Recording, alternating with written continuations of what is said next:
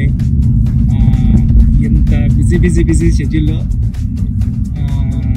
చిన్న రిలీఫ్ కోసం ఈ టెన్షన్స్ అన్నట్ల నుంచి నన్ను ఓ పర్సన్ వచ్చి డ్రైవ్ తీసుకొచ్చారండి. ఎవరో తెలుసా సార్? ఎవరో తెలుసా అండి? Thank you Charan sir.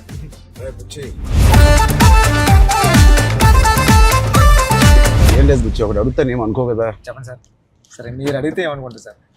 నీ బైసెప్ మిస్ అవుతున్నా సార్. ఆ రోజు చూపి ఒకసారి. వైరల్ అయిపోయిందంటే నన్ను ఎవరు చూడలేదు ఆ మేకింగ్ వీడియో. చిరంజీవి గారి ముందు నువ్వు చూపించిన బైసెప్ ఓజీ పెద్ది అని కూడా అనౌన్స్ చేస్తుంది. హెల్త్ బాగుండాలి sir. Thank you sir. Sir నేను ఒక విషయం చెప్పాలి సార్. చెప్పండి సార్. నేను జిమ్ కి దిల్షునగర్ లో చదువుకున్నప్పుడు, ఎంబీఏ చదువుకున్నప్పటి నుంచి నేను జిమ్ కి డబ్బులు కట్టాను సార్. కానీ వెళ్ళడం రావడం ఎప్పుడు అంత సీరియస్ గా తీసుకోలేదు కదా సార్. మిమ్మల్ని చూసిన తర్వాత పెద్దిలో మీ డెడికేషన్ చూసిన తర్వాత నిజంగా చెప్తున్నా సార్, మీ డెడికేషన్ చూసిన తర్వాత అరే చరణ్ సార్కి అన్నీ ఉన్నాయి సరే, హెల్త్ కోసం సినిమా కోసం ఇంత కష్టపడుతున్నారు, మనకి ఏం పని ఉంది అసలు? మనం కష్టపడి రోజు ఎక్సర్సైజ్ 40 minutes చేసుకుంటే బాగుంటుందండి రీల్స్ లోని దాంట్లో చూసినప్పుడు నాకు అంత అనుకున్నాను కానీ సార్, ఎన్నో రీల్స్ సేవ్ చేశాను సార్, కానీ అంత ఇంపాక్ట్ క్రియేట్ చేయలేదు. నేను జిమ్ కోసం నేను సేవ్ చేసిన రీల్స్ చూస్తే సార్, ఆ రీల్సే నాకు తెలిసి ఒక నెక్స్ట్ జన్మ కూడా సరిపోతుంది రీల్స్ సేవ్ చేశాను సార్. కానీ మిమ్మల్ని చూసిన తర్వాత డెడికేషన్ చూసిన తర్వాత రోజు 40 minutes చేద్దారని మాత్రం చేస్తున్నా సార్. అసలు నువ్వు నన్ను పెట్టిన టార్చర్ కి ఆ బాడీలు రావడానికి, ఆ బాడీలు అన్ని రావడానికి ఒకటి క్రికెట్ బాడీ అడిగావు. క్రికెట్ సార్ అంటే క్రికెట్ బాడీ అంటే అసలు చాలా లీన్ గా మన తిలక్ వర్మ, హార్దిక్ పాండ్యా ఒక షర్ట్ వేస్తే ఎలా ఉంటుంది, ఇదే నాకు చెప్పింది నాకు నరేషన్ అప్పుడు. అదొక బాడీ అడిగావు. కొన్ని రోజుల తర్వాత మళ్ళీ సార్ క్రికెట్ బాడీలో కూడా మీరు కొంచెం బండగా ఉండాలి. ట్రైబల్ వ్యక్తి ఎంత స్ట్రాంగ్ గా ఉంటాడో అది బాడీ బిల్డింగ్ చేస్తే వచ్చే స్ట్రెంత్ కాదు. అవును సార్. ఆడికి అలవాటుగా ఆ కొండలోని అట్లా తిరగడం వల్ల వచ్చిన బాడీ అన్నట్టు అదొకటి అడిగే. అది అయిపోయిన తర్వాత సార్ మళ్ళీ సార్ కొన్ని రోజులు మళ్ళీ షూటింగ్ జరుగుతా ఉంటే సార్ ఏంటి సార్ నాకు ఆ లుక్ రావట్లేదు అంటావు. ఈ లుక్ షూట్ చేస్తే ఆ లుక్ ఎలా వస్తుంది? కుస్తీ లుక్ కావాలన్నాను సార్. నాకు రెజ్లింగ్ లుక్, కుస్తీ లుక్ కావాలంటున్నావు సార్. నిజంగా చెప్పాలంటే సార్ నాకు అడగడానికి కూడా భయం వేసేది సార్. అంటే ఏంటి టైం లైన్ కూడా ఎక్కువ లేదు సార్. అంటే ఇప్పుడు క్రికెట్ అయిపోయినా షూట్ అయిపోయినా కరెక్ట్గా 2 months కి 3 months కి మీరు మళ్ళీ మన షర్ట్ అయిపోద్దండి. అక్కడ షర్ట్ అయిపోతే మీ బాడీ తెలిసిపోద్దండి. మీరు అలా గ్రాడ్యువల్ గా షర్ట్ ఆ బాడీని అలా మెయింటైన్ చేస్తే కుస్తీ టైంకి మళ్ళీ ఓపెన్ చేయడం అదంతా కూడా చాలా కష్టపడ్డారు సార్. ఆ ఇన్స్పిరేషన్ తీసుకునేందుకు నిజంగా సుకుమార్ గారి బ్యాచ్ మీకు దండం పెట్టాలి. మరి మా గురుగారు అంత కాదు సార్. నేను నువ్వా సార్? మీ గురుగారు ఇంకా బెటరే బాబు. బట్ నిజంగా ఇవన్నీ నేను చేసింది సుకుమార్ గారి అసిస్టెంట్ అనో లేకపోతే బుచ్చిబాబు ఉప్పెన తీసిన బుచ్చిబాబు కోసం కాదు. నేను నిజంగా చెప్పాను, I was in love with your script. నువ్వు రాసిన కథ ఆ సరస్వతి దేవి కోసం నేను ఎన్ని చేసినా ఈ సినిమాకి తక్కువే అనుకుని ఏమడిగినా నేను చేశాను. అంత అద్భుతంగా నువ్వు రాస్తావు నీ సబ్జెక్ట్. ఆ సబ్జెక్ట్ కోసం ఆ సబ్జెక్ట్ చేయించుకుని నాతో అనొచ్చు. నేను నువ్వు కాదు సార్ నువ్వు రాసిన సబ్జెక్ట్. అంటే సార్ థ్యాంక్ యూ సార్. కానీ అంటే మళ్ళీ ఇది అయిపోయిన తర్వాత ఇంకొక సెటప్ ఉంది అంటే మళ్ళీ దానికి బాడీ ఇచ్చారు. అదే సర్ప్రైజింగ్ సార్. కానీ ఆ బాడీ ఇవ్వడం కానీ ఇది చాలా స్ట్రగుల్ సార్. అంటే మీ మూడ్ స్వింగ్స్ అన్ని అంటే అక్కడ మళ్ళీ మీరు మళ్ళీ కష్టపడి ఆ ఇసుకలో దిగాల, అబ్బాయి ఎండల్లో షూటింగ్ చాలా చాలా టఫ్ అయిపోయింది సార్. నన్ను మాత్రం క్షమించండి. నిజంగా మనస్ఫూర్తిగా చెప్తున్నాను, నాకు ఏ రోజు కష్టం ఎందుకు అనిపించలేదు అంటే I really enjoyed this process. నచ్చిన పని చేసేటప్పుడు శ్రమ తెలియదు అంటారు కదా, నాకైతే అలా అనిపించింది. బట్ ఇవాళ షూటింగ్ అయిపోయిన తర్వాత నాకు బాగా తెలుస్తుంది, ఎందుకంటే నొప్పులు ఎక్కడెక్కడి నుంచో నొప్పులు బయటకు పడుతున్నాయి. ఇది మా పాపను కూడా ఎత్తుకోవడానికి ఈ చెయ్య కొంచెం నొప్పేస్తుంది. రేపు ఎల్లుండో వెళ్ళి చిన్న ఎక్స్రే తీయాలి.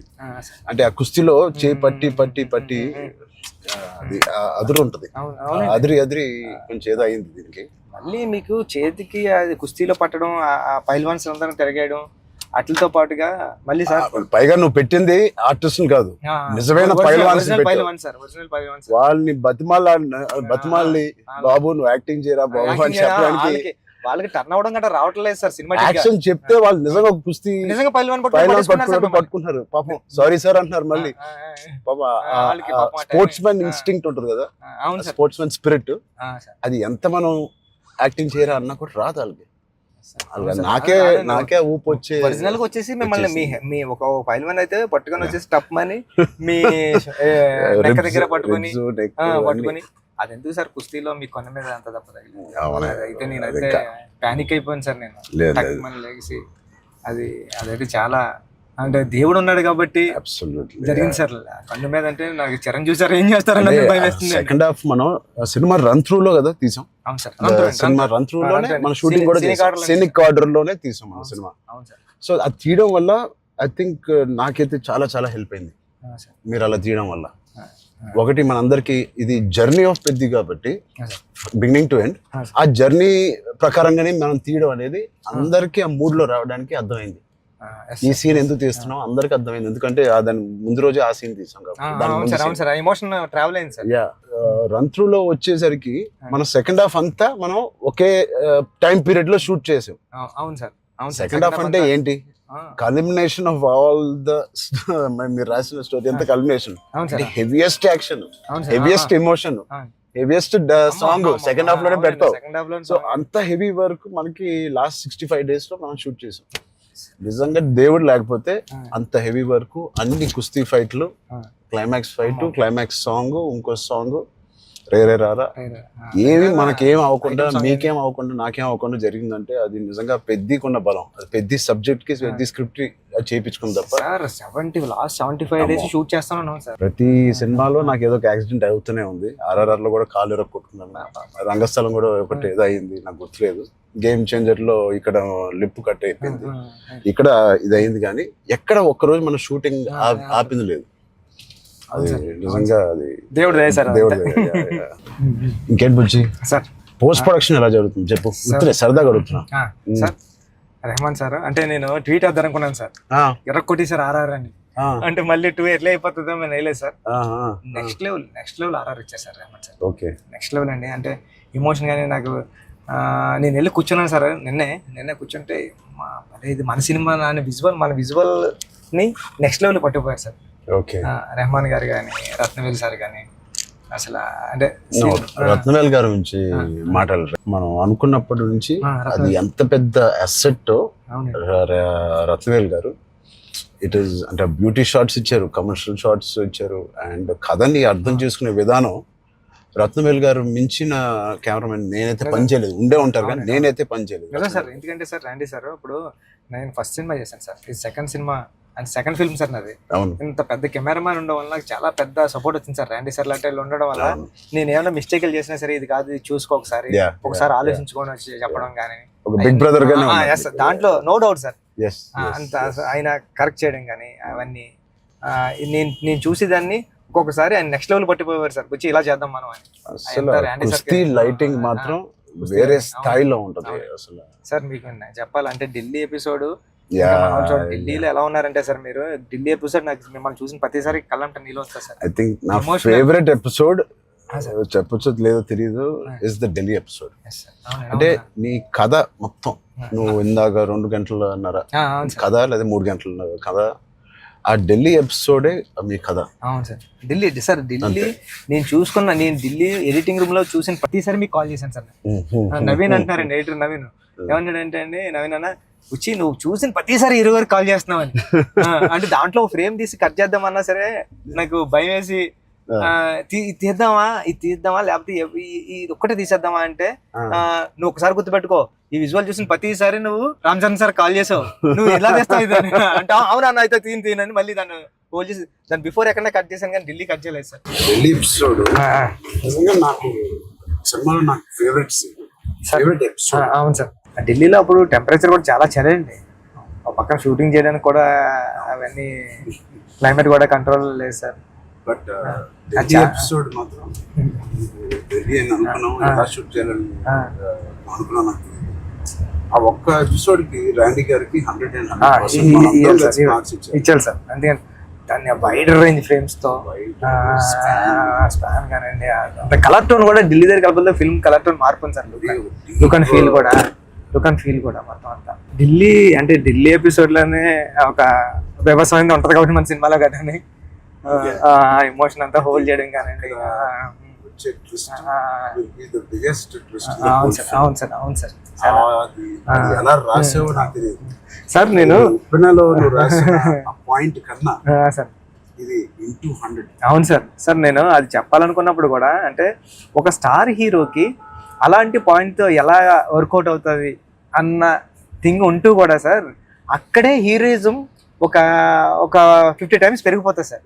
అలాంటి సిచ్యువేషన్లో హీరోయిజం పడిపోతుందండి. అలాంటి సిచ్యువేషన్లో ఈ కథలో అలా సెట్ అయింది సార్. హీరోయిజం నెక్స్ట్ లెవెల్కి వెళ్ళి కూర్చుంటారు సార్ అక్కడ. చాలా కన్విక్షన్ తో రాసావు. అది అందరిలో ఎక్కిపోయింది నీ కన్విక్షన్. అంటే షార్ట్ లో నువ్వు నాకు ఇంకా గుర్తు, మా ఇంటికి 3 అవును years సార్ back వచ్చింది సార్. అవును సార్ బాగా గుర్తుంది సార్ మీకు. 3 years back వచ్చినప్పుడు సార్ సార్ నువ్వు నేను సుకుమార్ గారు కూర్చుని అవును. కథ వినాలని డిసైడ్ చేసిన రోజు అవును సార్ నువ్వు ఎలా చెప్పావంటే కదా 2.5 hours నాకు ఇంకా గుర్తుంది. 2 hours 40 minutes 45 minutes అవును సార్ కింద మంచి మ్యాట్ అన్ని వేయించి కిందే కూర్చుంటాను. సరే బాబు. మీరు కింద దిగిపోయారు సార్. నేను మీరు కింద కూర్చున్నారు. అన్ని సీన్ పేపర్ వేసి dialogue to dialogue sir scene to scene run through తో సీన్ ఆర్డర్ తో నువ్వు నాకు ఎక్స్ప్లెయిన్ చేసాను. నేను ఫస్ట్ మెస్ప్రైజ్ అయిపోయాను. నా వైపు ఎక్కువ తలెత్తి కూడా సీన్ వైపు కదా చూసి కూడా నువ్వు చదవలేదు. అవును సార్ తలెత్తి నాతోనే మాట్లాడావు మొత్తం. అంతలాగా నీకు ఎవ్రీ డైలాగ్ గుర్తిపోయింది. నువ్వు ఎన్ని సంవత్సరాలు రాసావు ఈ సినిమా నాకు తెలియదు కానీ బహుశా 4 years 4 years సార్. 4 years ఉప్పిన తర్వాత ఆర్ట్ ఎప్పటి నుంచో అవును సార్ ఉప్పిన తర్వాత డెవలప్ చేసావు. నువ్వు నరేట్ చేసిన గ్రిప్పింగ్ గా నరేట్ చేసిన విధానం కానీ నేను మెస్ప్రైజ్ అయిపోయాను. అసలు ఏ కథ చెప్తున్నాడు తర్వాత చెప్పిన విధానానికి నేను సార్. నాకు డౌట్ సార్, కథే అంటే అక్కడ రామ్ చరణ్ సార్ కాదు, బుచ్చిబాబు కాదు, అంటే కథే అంటే కథను నమ్మిన డైరెక్టర్గా నేను వచ్చాను సార్. కథను నమ్మిన డైరెక్టర్గా వచ్చి మీకు నేరేషన్ ఇచ్చినప్పుడు నాలో భయాలు చాలా ఉన్నాయండి. ఇలాంటి స్క్రిప్ట్ ఓకే చేయడానికి, ఇలాంటి ఎమోషనల్ డ్రామా అంటే పెద్ద అంటే యాక్షను, క్రికెట్, రెజ్లింగ్ కాదు సార్. పెద్ద అంటే ఎమోషను. నేను నేరేషన్ ఇచ్చిన ప్రతిసారి నా కళ్ళంట నీళ్ళు వచ్చాయి సార్. అరే అంటే ఏడ్ చేస్తున్నాను కాబట్టి ఏడ్ చేసిన కొన్ని సీన్లు అక్కడ చెప్పడం కూడా తోసేసేవాడి సార్. కానీ ఇలాంటి స్క్రిప్ట్ని మీరు విన్నప్పుడు మీ ఫీలింగ్ అంటే మీరు ఏమనుకున్నారు సార్? అంటే ఇలాంటి స్క్రిప్ట్ చెయ్యాలనుకున్నారా వద్దా?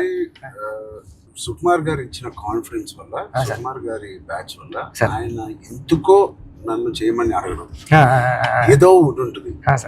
లేకపోతే నాకు లేదు కదా ఇంకేదో ఉంది కదా అనుకునే టైంలో సడన్ గా ఇది చేసాము. మన ఇద్దరం ఎప్పటి నుంచో రంగస్థలం టైం నుంచి మనం ఇద్దరం పని చేయాలనుకున్నాం. అవును సార్. అది ఇంత తొందరగా ఫస్ట్ సుకుమార్ గారు ఏదో ఉంటే తప్పని మనకి చెప్పారు. బట్ నాకు ఏం నచ్చిందంటే పెద్ద అనే ఫిల్మ్ లో నువ్వు అన్అడల్టరేటెడ్ గా అంటే ఏవి కమర్షియల్స్ గా ఆలోచించడం కానీ ఫ్యాన్స్ పరంగా కానీ ఏ ఉద్దేశం లేకుండా ఆ కథకి ఏది న్యాయం అదే నువ్వు రాసావు, అదే నాకు చెప్పావు. అక్కడ నీ నిజాయితీ నాకు ఫస్ట్ నచ్చింది. నా క్యారెక్టర్ లో ఉన్న నిజాయితీ నచ్చింది. పెద్దిగాడి క్యారెక్టర్ లో ఉన్న నిజాయితీ నాకు నచ్చింది. దాని తర్వాత ఏదేమైనా లైఫ్ లో ముందుకు సాగుతూ వెళ్ళాలి అనే point is the biggest point of Peddi. Hurdles వచ్చిన ఇంకోటి ఇవన్నీ దేనికి చేస్తున్నారు, ఆ కథ ఏంటి, ఆ కథ ఇవన్నీ దేనికి చేస్తున్నారు, ఇన్ని ఆటలు ఎందుకు ఆడుతున్నారు, అదేంటి cross over athlete. Main point అది sir. Main point cross over athlete. ఆ క్రాస్ ఓవర్ అథ్లీట్ ఒక అథ్లీట్ గా వెళ్ళొచ్చు, ఒక కొంత దూరం వరకు తన జీవితంలో ఏదో ఒకటి సాధించవచ్చు. ఇంత తపంతో how come he went that far to do that and achieve that goal. That I feel identity, గుర్తింపు కోసం. సార్ నిజంగా చెప్పాలంటే ఈ కథ రాయడానికి మెయిన్ కారణం, మీ దగ్గరికి వచ్చి నేరేషన్ ఇవ్వడానికి కారణం అంటే మీరు ఎప్పుడో మెరుపు టైంలో ఎప్పుడు ఎంట్రీ చేస్తే నాకు స్పోర్ట్స్ సినిమా చేయాలని కోరిక అన్నారు సార్. అంటే సార్ 10 రోజులు చేసిన అప్పుడున్న టెక్నాలజీ, ఆ గేమ్ తీసే టెక్నాలజీ కానీ స్పోర్ట్స్ లేకపోతే ఏదో కుదరక అది నిజంగా ఈ రోజు నాకు నేను అనుకున్నాను సార్. ఆ రోజు చరణ్ సార్ ఒక స్పోర్ట్స్ చేయాలనుకున్నారు, ఈ రోజు నేను క్రాస్ ఓవర్ పెట్టి అని ట్రై చేశాను సార్. సార్ అంటే ఇది నిజంగా చెప్పాలంటే ఒక మాట ఉంది సార్. ఉప్పిన తర్వాత ఉప్పిన రిలీజ్ అవ్వలేదండి. కోవిడ్ టైంలో ఉప్పిన ఓటీటీకి అంటున్నారు సార్. ఓటీటీ వేసేద్దాం. చాలా వరకు 1 year 12 months వరకు ఒక వెయిట్ చేశారండి. కానీ ఇంకా కోవిడ్ ఎప్పుడు వెళ్ళిపోతుందో తెలుస్తలేదు సార్. అలాంటి సిచ్యువేషన్లో మా గురువు గారు ఫోన్ చేసి, సుకుమార్ గారు ఫోన్ చేసి అడిగితే, ఒరే ఇంక ఏం చేయలేమరా, ఇంక మనం హోల్డ్ చేసాం, ఇంకా ఈ పాండమిక్ ఎప్పుడో తెలుస్తలేదు, మనం వేసేద్దాం అన్నారండి. ఓటీటీ వెళ్ళిపోదాం అన్న టైంలో ఇంకేం చేయాలో తెలియక సుఖ సార్ని అడిగాను, సార్ ఏం చేస్తే బాగుంటుంది సార్ అంటే, నీ దగ్గర ఉన్న లైన్లు చెప్పరా అన్నారండి. ఈ లైన్ చెప్పాను సార్. ఈ లైన్ చెప్పినంటే సుఖ సార్ అన్నారండి, ఈ లైన్ అదిరిపోద్దురా, చేయరా, మళ్ళీ కొత్త ఫిల్మ్ అయిపోతుంది, ఐడియా కొత్తగా ఉంది అన్నారు. అవునా అని సార్ మీరు నమ్మరు, నాకు స్క్రీన్ షాట్ ఉంది, మా స్టాండర్డ్ రామన్ గారికి కూడా అది బుక్ మరి రాసిపోయి పిఠాపురం దత్తత స్వామి గుళ్ళోకి వెళ్ళి కూర్చొని, నాకు సెకండ్ ఫిల్మ్లో హీరో రామ్ చరణ్ గారు, మీకు చూపిస్తాను సార్ ఎప్పుడు నా ఏదైనా ఇంటర్వ్యూ, రామ్ చరణ్ గారు. అవును సార్, చూపించాను సార్ మీకు. హీరో బెల్లం ఫ్యాక్టరీలో వర్క్ చేస్తూ ఉంటాడు, క్యారెక్టర్ సూపర్ ఉంటుంది, పెద్ది అని రాశాను సార్.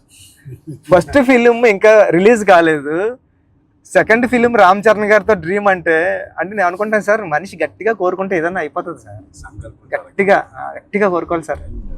నాకు కూడా ఇంత గొప్ప సినిమాలో హీరోగా చేయడం అనేది, గొప్ప రైటింగ్ రావడం అనేది, అది కూడా నేను ఎక్కడో అనుకున్నాను, ఎప్పుడో మెరుపు అప్పుడు అనుకున్నాను ఒక స్పోర్ట్స్ సినిమా చేయాలి మీ సంకల్పమే సార్ అది. అప్పటి నుంచి 10 ఏళ్ళు అయిపోయింది మెరుపు, ఆల్మోస్ట్ 12 years అయిపోయింది.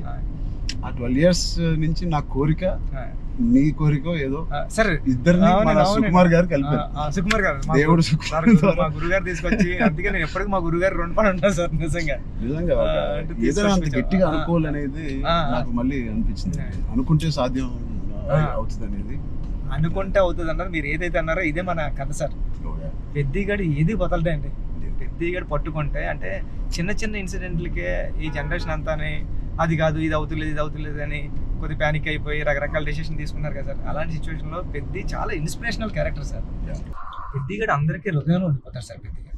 పెద్దిగాడు చాలా ఇన్స్పిరేషనల్ క్యారెక్టర్ అంటే నిజంగా చెప్పాలంటే పాఠ్యాంశాల్లో అంటే బుక్స్లో ఉండాల్సిన క్యారెక్టర్ అండి. 7th class నాన్ డీటెయిల్లో ఉంది సార్, అంటే పట్టుదల ఉంటే సాధించలేనిది లేదని. అలాంటి బుక్ లో నేను రాసినప్పుడు నాకు ఆ కథ గుర్తొచ్చిందండి. అరే విక్రమాదిత్య ఏదో అండి అతని పేరు, అతను చాలా స్ట్రగుల్ అయ్యి అనుకున్నదాన్ని రీచ్ అవుతాడండి. అంటే పెద్దికి కూడా విజయం అంత ఈజీగా దొరకలేదండి. పెద్ది చాలా స్ట్రగుల్ అవుతా తన విజయాన్ని, తన డెస్టినేషన్ ని, తన గోల్ ని రీచ్ అవ్వగలిగాడు కానీ అంత ఈజీగా ఈ జనరేషన్ చిన్న వాటికే కొద్దిగా ప్యానిక్ అయిపోయి అది కాదు ఇది కాదు అంటారండి. ఇది చాలా ఈ జనరేషన్ సెట్ అవుతుంది, ఈ జనరేషన్ కి చాలా ఇన్స్పిరేషనల్ స్టోరీ. మోటివేషన్ అంటే ఐ ఫీల్ ఒక వ్యక్తికి మోటివేషన్ దొరకడం పొద్దున్న లేచి, అంటే ఇలాంటి సిచ్యువేషన్ వచ్చి నా లైఫ్ లో కూడా వచ్చింది. ఇది వాళ్ళ జనరేషనే కాదు, కోవిడ్ టైంలో అందరికీ ఒక రకంగా కొట్టింది కదా కోవిడ్. మానసికంగా కొట్టింది, హెల్త్ పరంగా కొట్టింది, ఫైనాన్షియల్ గా కొట్టింది, ఈ వేరే రకాలుగా కొట్టినాయి. నాకు కూడా ఒక రకంగా కొట్టింది. And it was very low phase అవన్నీ అను, కానీ ఇట్ ఈస్ అంత స్ట్రాంగ్ వర్డ్స్ నేను వాడట్లేదు, కానీ ఒక కన్ఫ్యూజ్డ్ స్టేట్ లో ఉండేవాళ్ళం. అంటే అప్పటికి RRR మధ్యలో మీకు కూడా సార్, నాకు కూడా RRR 30-40% అయిన తర్వాత ఆ బ్రేక్ పడింది, అయితే 50% తర్వాత ఆ బ్రేక్ పడింది. పీక్ లో నా ట్రైలర్ రిలీజ్ అయింది, అంటే అంత పీక్ బాడీ లో RRR స్టాప్ అయింది. సో ఏం చేయాలి, జిమ్ నేను ఒక అపార్ట్మెంట్ లో ఉండేవాడిని అప్పుడు, దాని తర్వాత ఇప్పుడు ఇంటికి షిఫ్ట్ అయ్యాను కదా. సో అక్కడి నుంచి అసలు ఉన్నారా, మన చుట్టూ ఉన్న వ్యక్తులు ఒక్కొక్కరు చనిపోవడం చూసి ఆ ఉపాసన ఇంట్లో ఉండడం వల్ల ఆ హాస్పిటల్ కాల్స్ విని నేను ఇంకా ఆఖరికి నా హోమ్ థియేటర్ లో కూర్చొని టీవీ చూస్తూ ఉండేవాడిని. పక్కన ఆవిడ అక్కడ ఉండేది, అది వినలేక నేను ఒక్కడనే ఉండలేక, బికాస్ ఆవిడతో ఉంటే ఏదో ఒక కాలక్షేపం ఉండేది. హోల్ కోవిడ్ నువ్వు నమ్మవు, ఉపాసన ఒక రూమ్ లో తన కాల్స్ పాపం తన అందరు పేషెంట్స్ ని డైవర్ట్ చేయడం అవన్నీ చూస్తా ఉంది. నేను ఇంకో రూమ్ లో అలోన్ గా ఆల్మోస్ట్ ఫ్యూ మంత్స్ నేను ఒక్కనే ఉండేది. అది నాకు గట్టి కొట్టేసింది.